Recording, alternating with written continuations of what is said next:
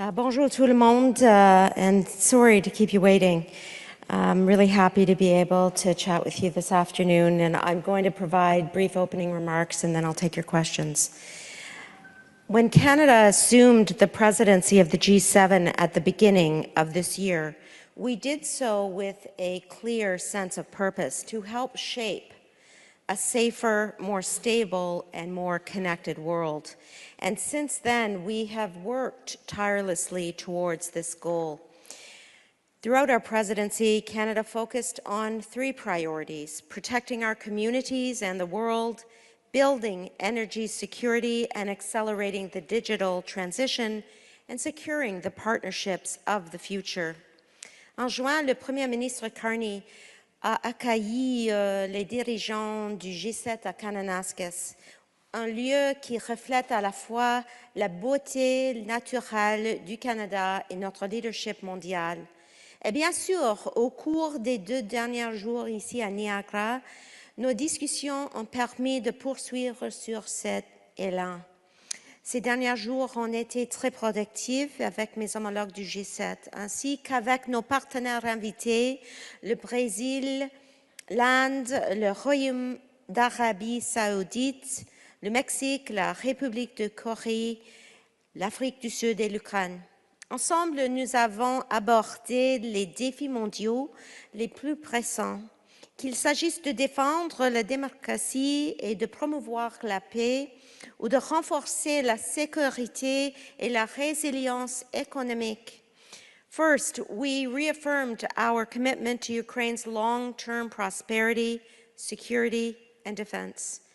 Canada has made it a priority of our G7 presidency to maintain and strengthen our support for Ukraine at every opportunity.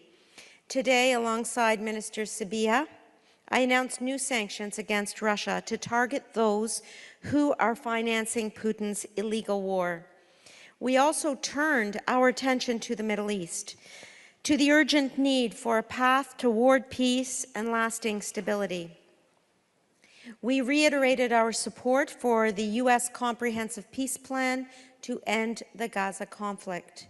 And we continue to call for the unimpeded flow of humanitarian aid. Canada will continue to be a leader in this respect. And beyond that, we addressed Arctic security and cooperation, the devastating situation in Sudan, the crisis in Haiti, and other challenges that demand our shared attention and resolve. Au cours de la diplomatie se trouve le dialogue pour trouver un terrain d'entente et apporter de véritables solutions aux problèmes les plus complexes du monde.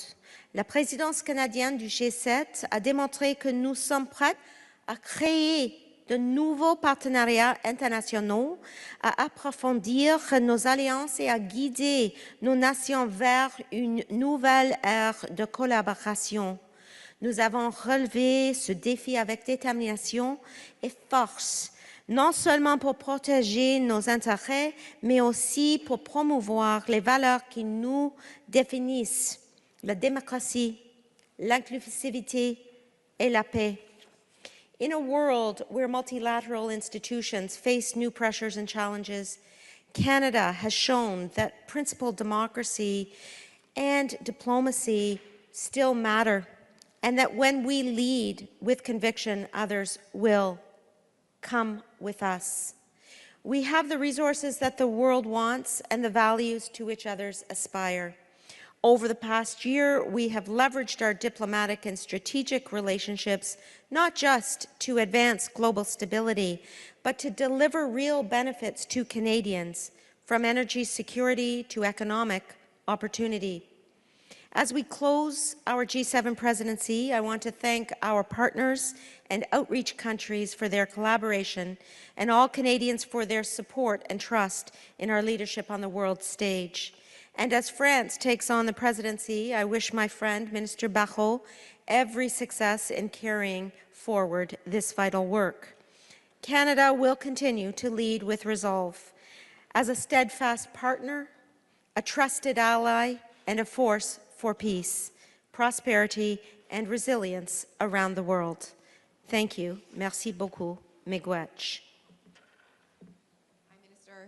Rachel Aiello, CTV News. You met with Marco Rubio today. Did either of you raise resuming trade talks? And if so, what was discussed? I met bilaterally with Secretary Rubio, yes, and I also was obviously with him in multiple sessions throughout the past day and a half. In our bilateral meeting, we discussed a number of issues: the illegal war in Ukraine, a path to peace in the Middle East, and how we can work together in order to push forward that peace, the ongoing crisis in Haiti, on which we have worked substantially over the last number of months, and Arctic sovereignty. The issues relating to trade fall within the purview of my colleague Dominic LeBlanc, and that's where they remain, as they should. So you can then confirm that you had this one-on-one, face-to-face opportunity with an American counterpart, and you didn't take that chance to try to have a conversation about resuming trade talks when so much of the Canadian economy is relying on it.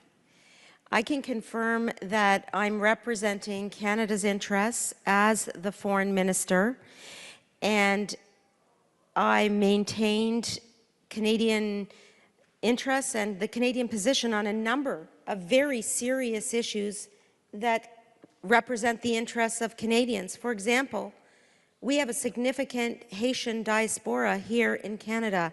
We spent time discussing the ongoing crisis in Haiti. We have many, many Canadians who are concerned about the Middle East, and I reiterated Canada's advocacy and presence in terms of greater humanitarian aid and in terms of our contribution to the peace plan and the path to peace in the Middle East. We also have a large Ukrainian diaspora, many people in our country who care about Russia's illegal invasion of Ukraine. And we spent time talking about the illegal war in Ukraine.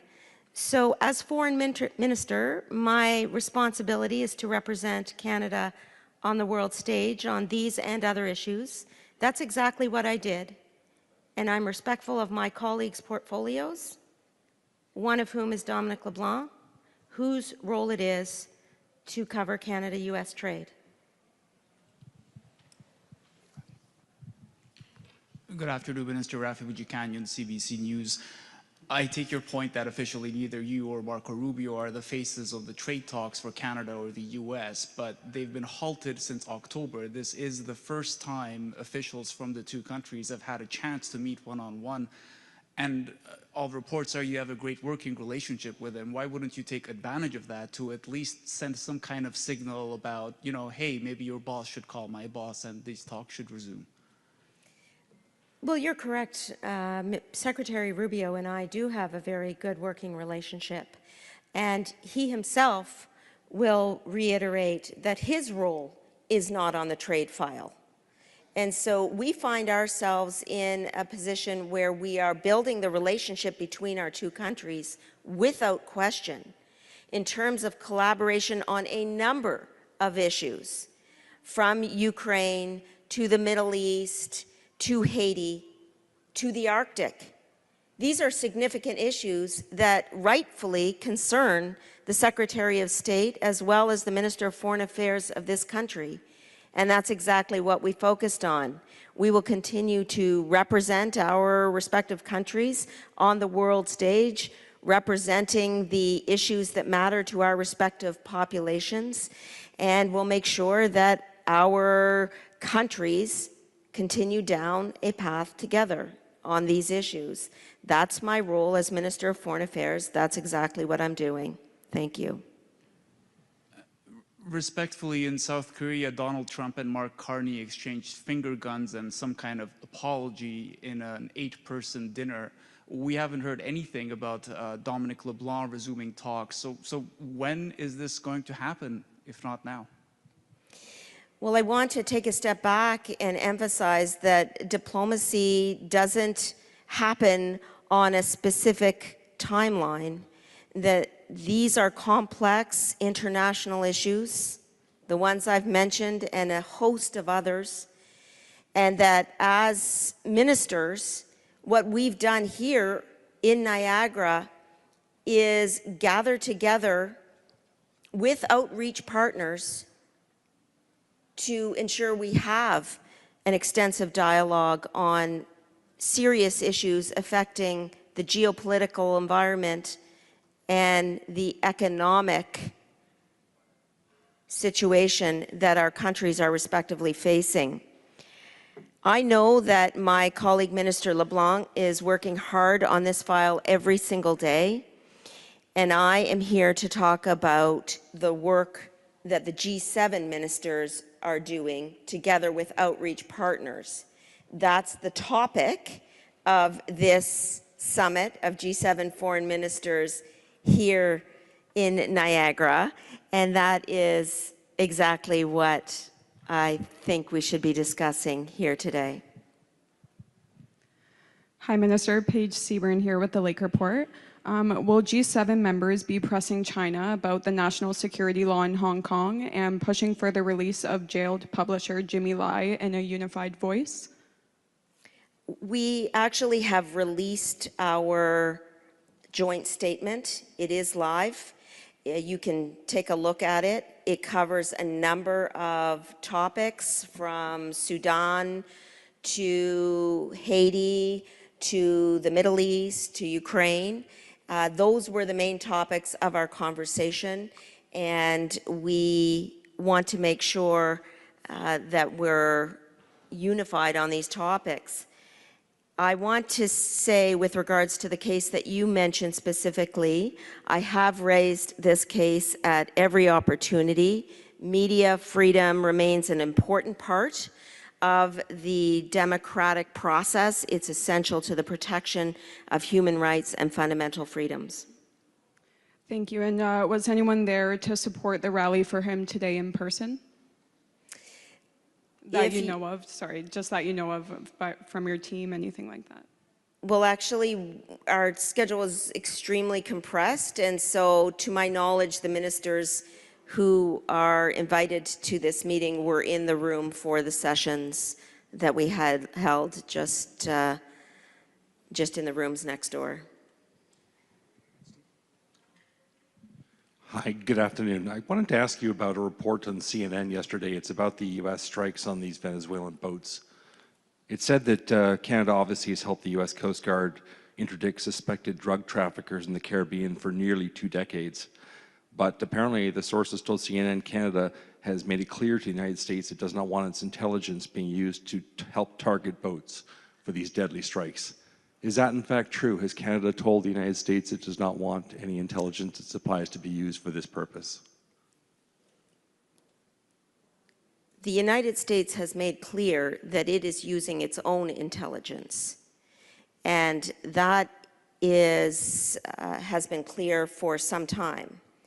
And in terms of Canadian efforts, I will say that we have been under Operation Carib and the Canadian Armed Forces, supporting the U.S. Coast Guard, intercepting narcotics destined for North America. We're continuing to monitor the situation, but we have no involvement in the operations that you're referring to.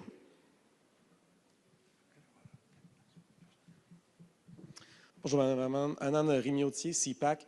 Vous aviez dit à mes collègues un peu plus tôt que vous respectiez votre portfolio en matière de commerce international, que vous laissez ça à Dominique Leblanc. Vous avez dit que M. Rubio respectait aussi son portfolio en ne parlant pas d'affaires de commerce. Sauf qu'on a des rapports qui disent qu'avec le représentant indien ici, au sommet du G7, il a parlé de commerce, il a parlé de chaîne d'approvisionnement. Pourquoi il en parle avec les autres et pas avec vous?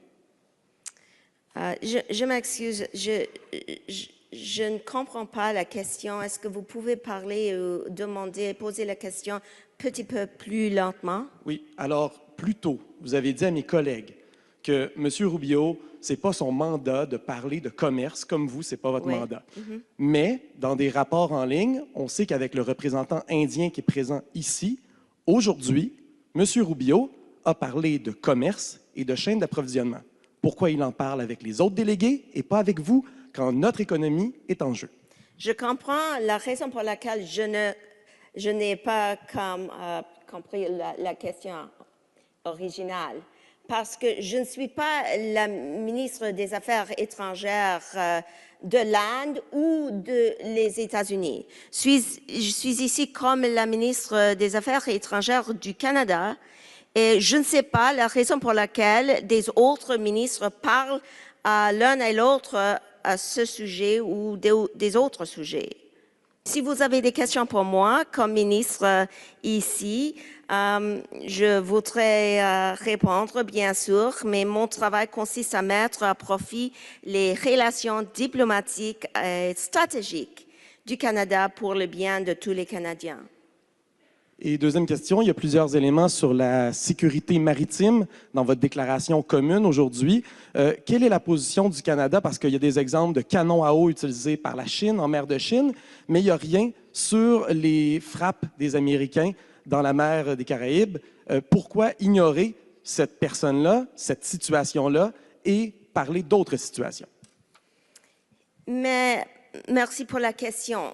Notre conversation était un part de le travail du ministre du G7 avant ma nomination.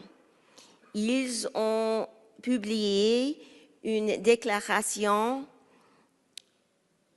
pendant le mois de mars et c'était une déclaration qui discute, par exemple, le Shadow Fleet de la Russie, les ports, les chaînes d'approvisionnement, les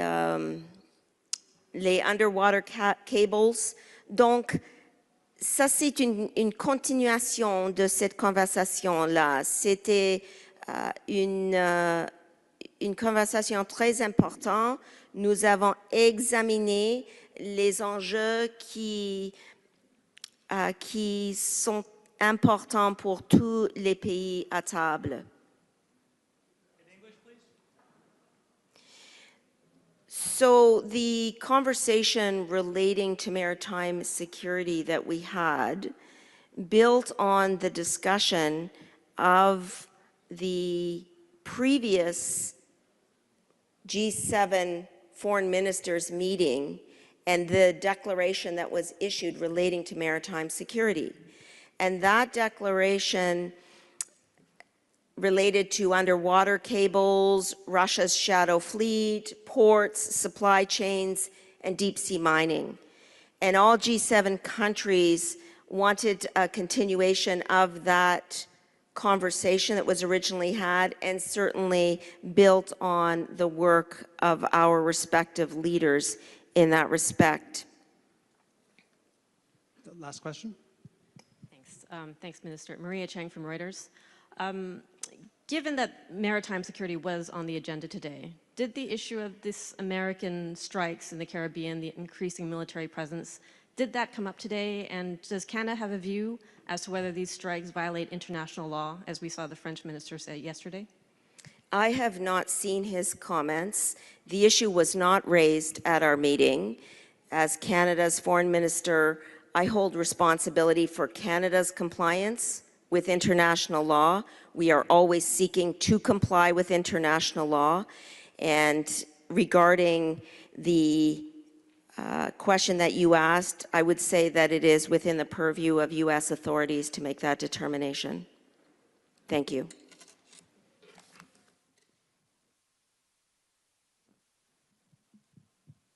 That concludes the news conference. Thank you very much.